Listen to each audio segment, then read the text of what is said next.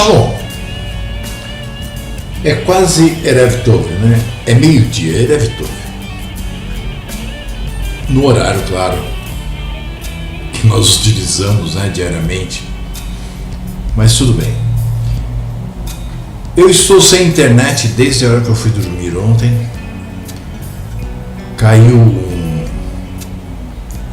uma senhora tempestade, né? Não aqui exatamente, aqui teve uma rebarba, uma chuva. Deu para dar uma suavizada no calor, né? Mas hoje já está quente de novo, o sol a pino, né? Mas isso fez com que nem o celular, o meu é da TIM, tivesse sinal, nem da Vivo, nem da Oi. E a internet até agora, são 12 horas e 1 minuto, continua fora do ar. Eu acabei de falar para minha esposa agora, eu fui até ali comprar um pão, e quando eu voltei eu disse, eu vou gravar, né? Ela falou, puxa, finalmente, né? Eu falei, sem a internet eu consegui terminar pelo menos a parte 1, né? Que nós já fizemos a introdução. E vou gravar agora e vou depois renderizar, enfim, fazer todo aquele processo, e quando voltar à internet eu mando, né, pro YouTube, ok? Bom, essa segunda parte, né, eu dei o nome de Primeiros Concílios Ecumênicos, né? Na verdade nós vamos falar sobre 4, mas só 2 já valeriam, entendeu? Mas nós vamos falar sobre 4 para ficar bem claro mesmo, tá? Eu peço ao Pai que Ele me dê palavras, né, bastante entendíveis para que eu possa transmitir realmente aquilo, né, que muitos aí que não conseguem enxergar, quem sabe possam pelo menos entender. Já é um passo. Bom, inicialmente, né, nós vamos esclarecer que, por tratar-se, né, de uma narrativa histórica de concílios ecumênicos romanos, né, nós vamos usar aqui nomes, né, que ali foram usados, tá? Ou seja, desde o termo igreja, né, que nós sabemos que não existe na palavra, até outros, né, como Deus, porque, na verdade, né, o termo igreja utilizado na história é para designar a cristandade. A criatura, né, do cristianismo, o catolicismo romano, e depois a igreja luterana, por causa de Lutero, e depois vieram, né, as demais todas, né, os protestantes. Mas tudo é farinha do mesmo saco. Embora é isso que nós vamos estar falando hoje, a respeito do unicismo, não é uma prática utilizada, vamos dizer assim, para a grande maioria, inclusive pela própria Igreja Católica hoje, né?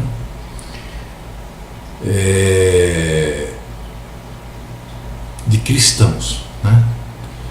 Ela é utilizada mais por messiânicos, netzarim, esses que inventam moda, né, e se travestem de judeus, mas é tão errado, né, que eu vou citar aqui um exemplo. Eu tinha uma amizade muito grande com um rapaz, não vou nem citar o nome dele,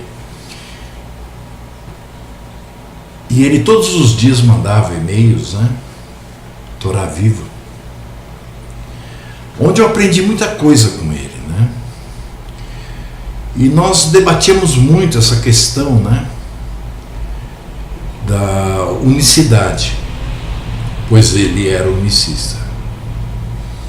E eu já era um pregador que dizia que o Mashiach não tinha pré-existido e nem sequer era filho gerado pelo Espírito Santo. Então nós discutimos muito isso, porque a cabeça dele era muito boa, eu gostava muito dele, né? Inclusive tem vários textos, né, que eu me baseio nele, vários estudos, né? Por exemplo, como o Kippá, né? Foi ele que me trouxe toda aquela bagagem, né, de conhecimento a respeito de que o Kippá nunca foi utilizado, foi a partir do ano 1800, enfim. E o que aconteceu? Essas pessoas que são unicistas, quando elas realmente são sinceras, mesmo que não tenham o chamado, né, mas que elas estudem, elas vão inevitavelmente chegar num ponto em que elas vão negar o Mashiach. Por quê? Porque de forma alguma eles vão conseguir conciliar o que é o unicismo com o que nós encontramos na palavra. E como ele era um estudante muito dedicado do Taná e da Torá, ele chegou num ponto que ele viu que não tinha como conciliar. E eu ainda conversei com ele e disse: tem uma outra alternativa. Não. Vou partir para o judaísmo ortodoxo. O Mashiach não veio ainda.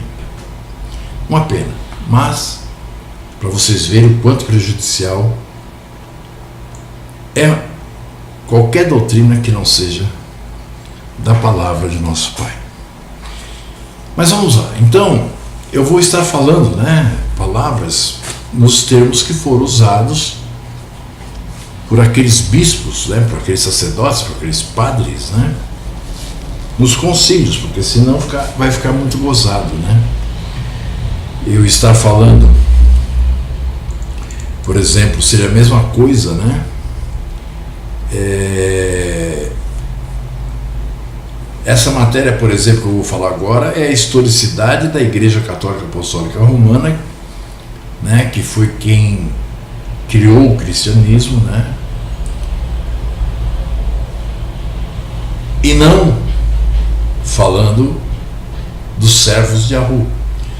Então ficaria muito estranho, né, eu utilizar as palavras corretas se eles não utilizaram. Então eu vou falar da forma que a história conta. Inclusive vai ser bom porque isso será de maior entendimento também por aqueles que ainda não conhecem a palavra direito, né? Porque seria a mesma coisa, né? Vocês concordam? Do que eu estar falando de Buda, do budismo, mas para não falar Buda ou budismo, eu dizer, né, Hu, Yahu e daí por diante. Vocês entendem? Em vez de chamar os seguidores de Buda, eu diria o povo de Ashuru. Não teria nexo nenhum, né? Bom, o que nós vemos na história é que nos 4 primeiros séculos do cristianismo, lutas, né, mas assim, lutas incansáveis foram travadas, né, com o intuito, né, de definir os dogmas, né, inicialmente unicistas, posteriormente trinitariano e finalmente cristológico. Tudo isso, né, claro, para chegarem, na verdade, que era o intuito desde o tempo de Simão o Mago, né, eu até vou falar sobre ele aqui, que era o de voltarem a adorar a deusa Acera, né, fazer bolinhos para ela, como fizeram os próprios antepassados do nosso povo, né, que é a rainha dos céus.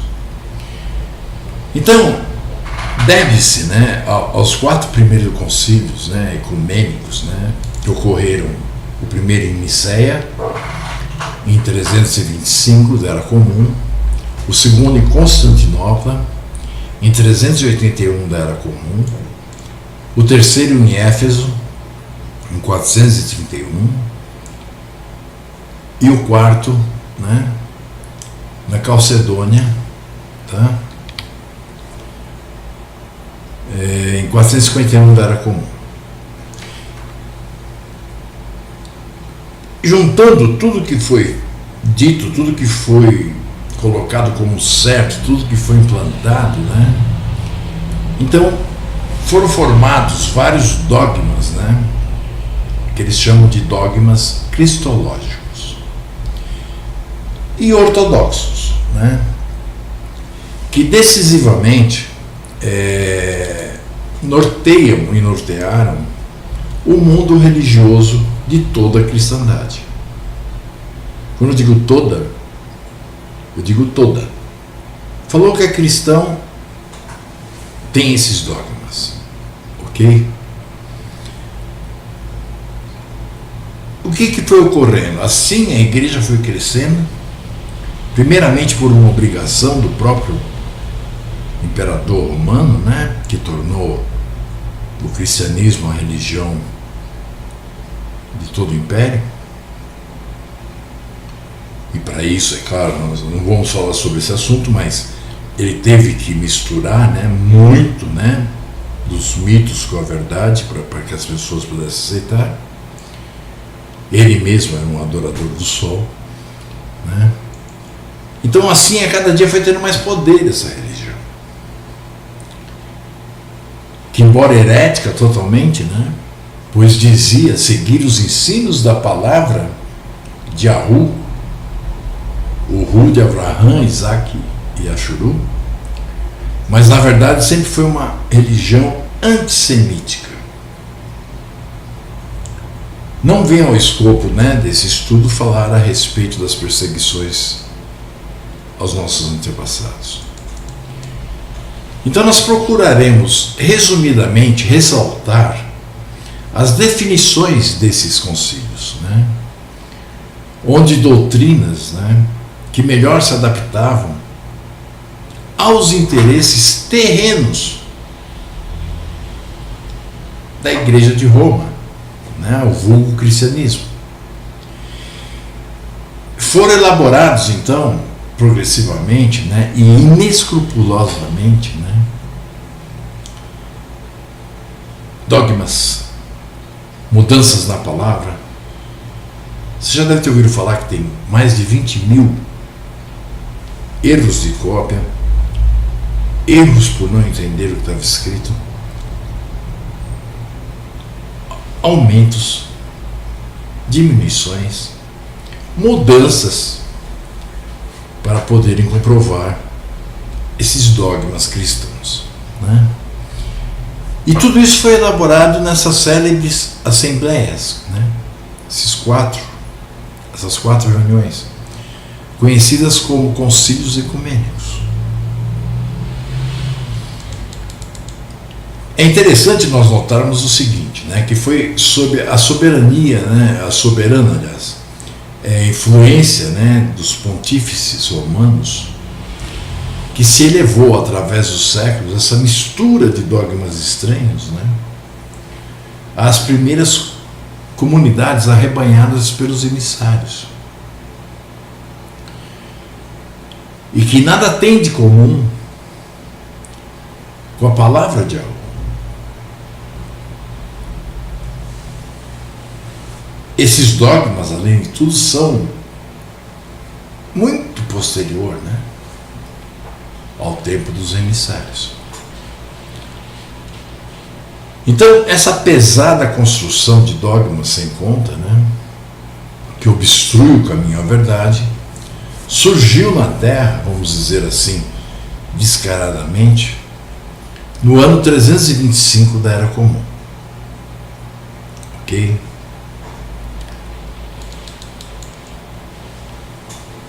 No ano de 325, né, a figura, na história da igreja, né, como o mais decisivo na expressão da cristologia, né, foi comprovarem a divindade, né, do Jesus criado por Roma. Ou seja, a figura de Mitra travestida como um Mashiach. E é interessante nós notarmos, por exemplo, que essa tese, né, de transformar o Mashiach uma divindade já tinha sido rejeitado em 3 sinodos, em 3 reuniões. Sendo que dessas 3, a mais importante, né, foi a que ocorreu em Antioquia, em 268 da Era Comum.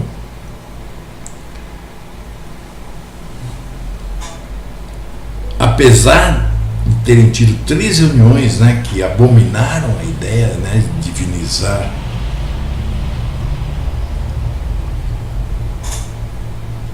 o que eles chamavam de Jesus Cristo, foi proclamado essa divinização pelo concílio de Nicéia. Veja, esse concílio, né, foi convocado por Constantino, que na época era imperador de Roma. Por isso que existe até a cidade de Constantinopla. Isso no ano de 325 da nossa Era Comum. E foi conhecido como Concílio de Nicéia, porque foi nessa cidade que se realizou. Segundo a tradição, contou com a presença de 318 bispos, procedentes, né, de todas as províncias do Império. Um adendo aqui, né? Lembrando que bispos foram aqueles que participaram da religião criada por Simão o Mago. Lembram de Simão o Mago, aquele que queria pagar para ter o dom de pôr a mão na cabeça das pessoas e a pessoa receber o dom do Espírito? Então, esse mesmo. Eles participavam de uma religião que cresceu muito mais do que o próprio caminho verdadeiro, né? As religiões sempre crescem. Criada por Simão o Mago. E esses bispos, eles eram aqueles que participavam da religião criada por Simão, das comunidades que queriam se passar pelo povo de Ahu, administrando-as.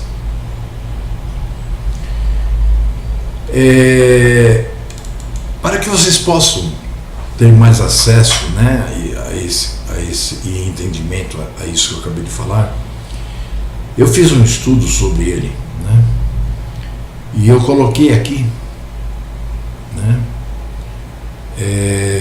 o endereço do vídeo, tá?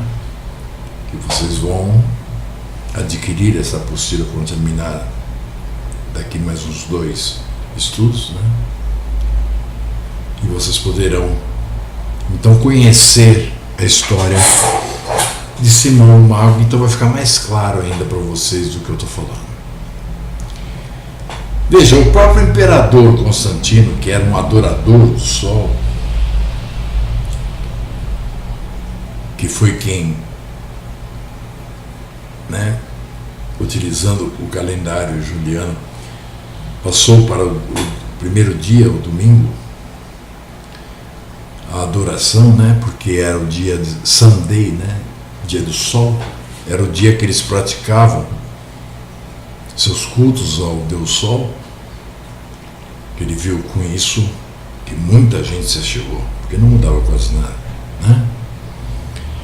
Ele assumiu a direção dos trabalhos, tomando uma posição, né, de liderança teológica no concílio. Imagine, acho que ele nunca tinha visto o Taná, nunca tinha visto a Torá, talvez nunca tenha visto nem sequer aquilo que erroneamente se chama de Novo Testamento. E ele se colocou como líder teológico no concílio. Quando arbitrou, né, a controvérsia ariana. O que era essa controvérsia, né? Bom, Ário, sacerdote de Alexandria, entrou em conflito com a igreja, ou seja, com essa igreja que estava se formando, né, que era a Católica Apostólica Romana, a igreja criando o cristianismo, e acabou, né, se desligando para sempre dela no Concílio de Nicéia. O que Ário dizia? Né? Ele afirmava que, vistas a eternidade, a unicidade do Criador, não cabia falar de seres criados consubstanciais a Deus. Ou seja, da mesma substância de Deus. Mas apenas de seres criados ao lado e sob a dependência do Criador. Entendem? Ário opta, né? Pois, por uma cristologia subordinada, né? Em nome do monoteísmo, que não consente outro Deus ao lado do único Deus. Para ele, verdadeiramente, neste contexto, Ário negava que o Jesus, né, criado pelo cristianismo, fosse coigual, coeterno e da mesma substância com o Pai, declarando ser ele apenas uma criatura. Ou seja, assim como a palavra de Arrum nos demonstra, um homem como eu e você que me assiste. Claro que muitos temos a dizer sobre essa questão. Eu até coloco aqui um outro vídeo, né, onde só fala sobre o Mashiach, né, que se chama Yahushua, quem foi e quem é. Eu coloco aqui o endereço do vídeo, e se alguém quiser receber a apostila, fale comigo, que eu estarei enviando. Então, Ário, escrevendo, né, uma carta a Eusébio de Nicomédia, ele se lamenta. Veja a carta que ele manda. Ele diz assim: somos perseguidos porque afirmamos que o Messias tem uma origem, enquanto que o Criador não tem começo. O Pai não foi Pai desde o princípio. Houve muito tempo em que o Filho era inexistente, ainda não criado, ou seja, ainda não havia nascido. Deus só se tornou Pai com o nascimento, morte e ressurreição do Messias, que seria a sua nova criação, dando a ele um corpo incorruptível.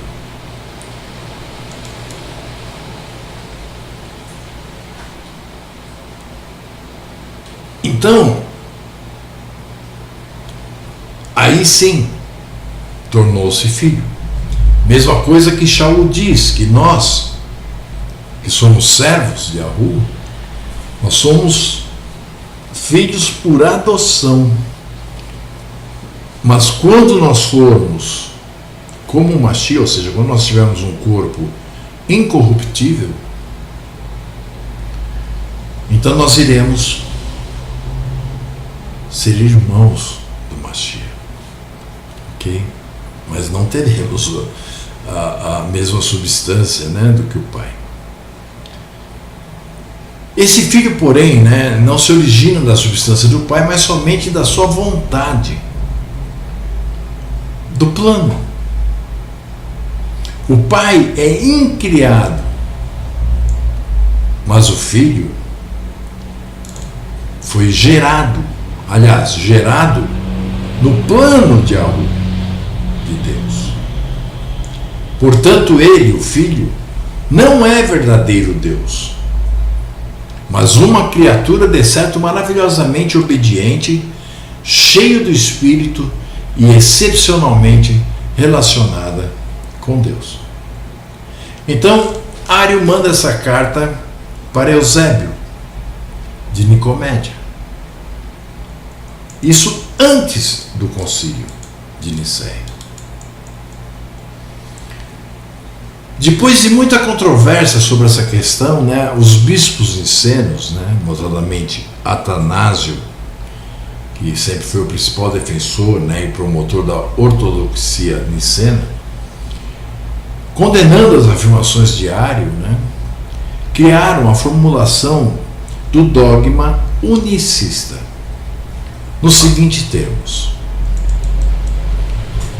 cremos em um só Deus, Pai Todo-Poderoso, Criador das coisas visíveis e invisíveis, e em um só Senhor, Jesus Cristo, Filho de Deus, único gerado do Pai, ou seja, consubstancial ao Pai, Deus de Deus, luz da luz, Deus verdadeiro de Deus verdadeiro, gerado e não criado, da mesma substância do Pai, que tudo criou no céu e na terra, que por nós e pela nossa salvação desceu do céu, encarnou-se.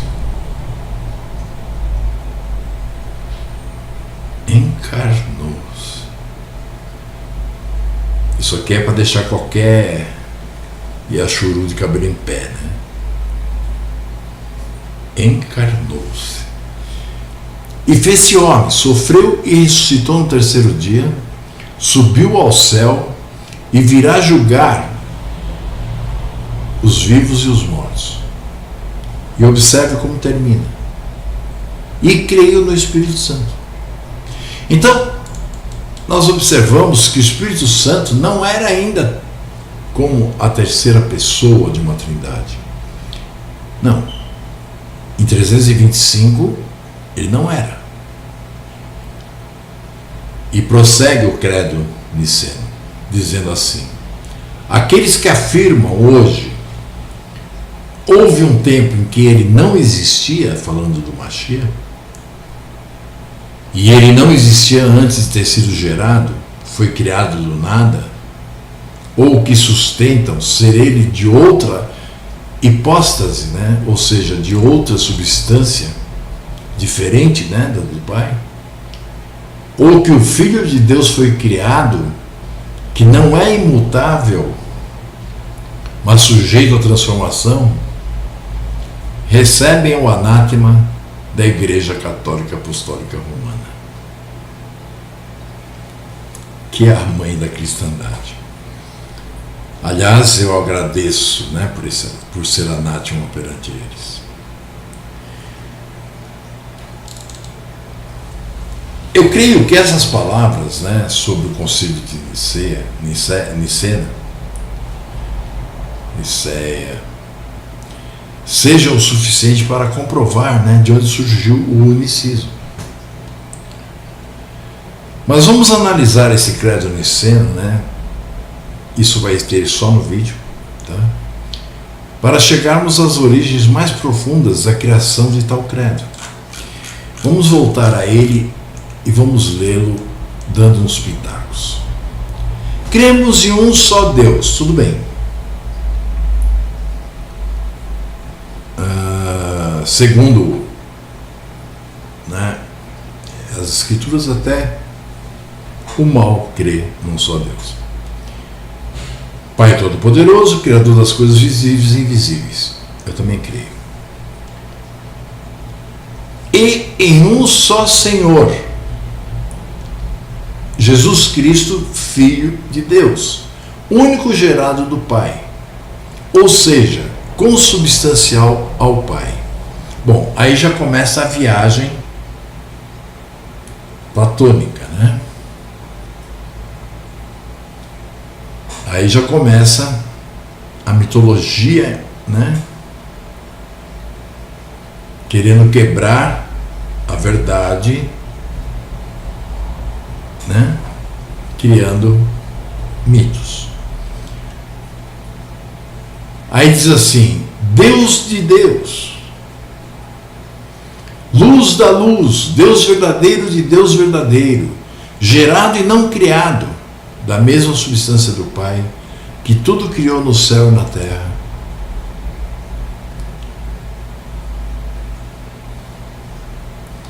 Não vou nem discutir isso aqui. Que por nós e pela nossa salvação desceu do céu e encarnou-se e fez-se homem, sofreu e ressuscitou no terceiro dia. Meus irmãos, eles estão dizendo aqui que o Criador desceu dos céus, tornou-se homem, viveu 33 anos aqui como homem, tempo que então nós devemos ter ficado sem um Deus no céu, claro, né? Ele estava aqui como homem, sofreu, morreu, Deus morrendo, né? No terceiro dia ressuscitou e diz assim: subiu ao céu e virá julgar os vivos e os mortos. Observem, encarnou. Isso vem da filosofia de Platão, que foi inserida inclusive no livro de Aruanã João, no capítulo 1, do versículo 1 ao 17. Observe o tipo de escrita do 1 ao 17 e observe o restante do livro. E vocês vão ver que aquilo foi inserido. Como o Coman Joanene também, né? Onde diz lá que há 3 que dão testemunho e tal, né? Os 3 concordam. Ali também foi inserido muita coisa. Então, o Criador se fez um homem, sofreu, morreu, ressuscitou. Quem o ressuscitou?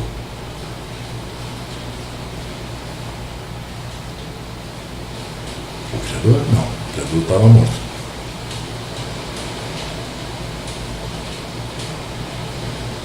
Subiu aos céus e virá julgar os vivos e os mortos. Sim, na verdade ele subiu aos céus, o Mashiach, o Messias, não o Criador.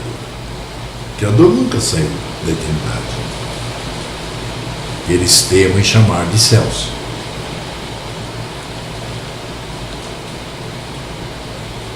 E virá julgar os vivos e os mortos. Sim, na segunda ressurreição, porque na primeira o próprio Messias diz: a palavra que vos digo é que vos julgará. Ou seja, aquele que é obediente à palavra, aquele que pratica toda a palavra, pratica toda coisa que é colocada na palavra, pratica a lei de Yahu, ele já está sendo julgado.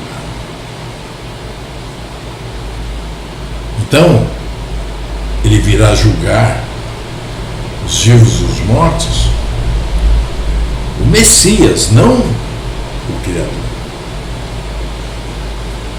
Mas eles estão dizendo aqui que é a mesma pessoa. Inclusive, que usa, né, de um dogma espírita, né, que é reencarnar-se, né, ou encarnar-se. Tem gente que fala que é uma forma do Pai se apresentar, né, como os deuses indianos, né? E creio no Espírito Santo. Sim, eu também.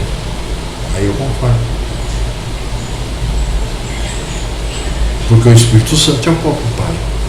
Não que seja uma bindade. Não, é o próprio Pai. O próprio Messias diz. O Pai é Espírito. Só existe um Espírito. E como eu disse, nós temos que observar aqui, né, que até 325 o Espírito Santo ainda não era a terceira pessoa da Trindade. E aí ele acaba dizendo que aqueles que não aceitam isso, que dizem o contrário, que dizem a verdade, que dizem o que está escrito na Bíblia, que dizem que ele veio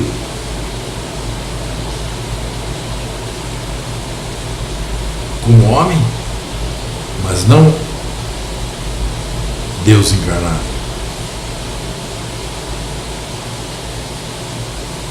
Tem o anátema da Igreja Apostólica, Católica, Romana. Obrigado por esse anátema. Pelo menos essa marca eu não tenho. Então, o unicismo não tem bases que possam ser comprovadas nas escrituras hebraicas. E assim sendo, todo aquele que crê na unicidade do Pai e do Filho, lamentavelmente, às vezes até por ignorância, por falta de estudo, apoia uma heresia, uma iniquidade.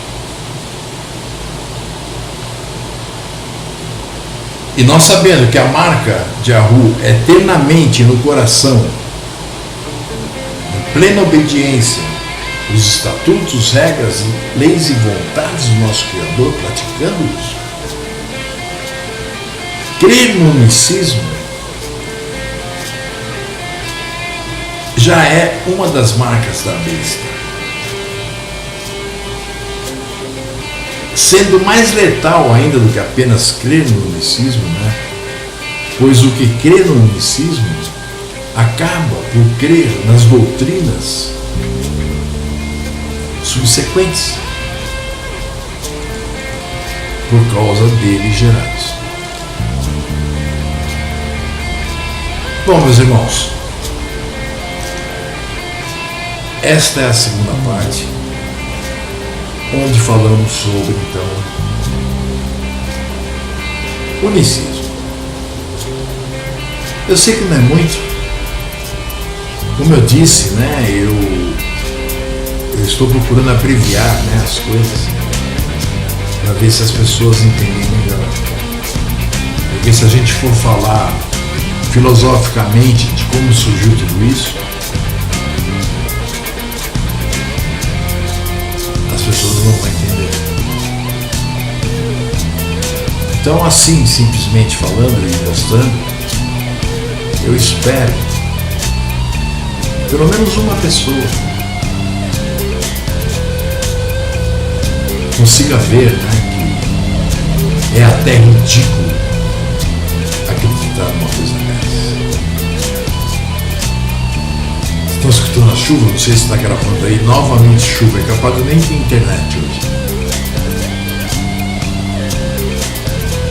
Então, eu agradeço a você que ficou comigo todo esse tempo e espero, sinceramente, que isso possa lhe abrir um pouco a visão, né? E se isso ocorrer, que você me procure para que a gente possa estudar o plano do Pai, o verdadeiro, não o criado pelo cristianismo, pela Igreja Católica Apostólica Romana, que surgiu a partir da Igreja de Simão. Ok? Shalom, beijo na testa e no coração. Agora são 12h40, 39 minutos e 48 segundos de gravação. Não vai pesar para ninguém e eu creio que foi dito coisas que possam mudar.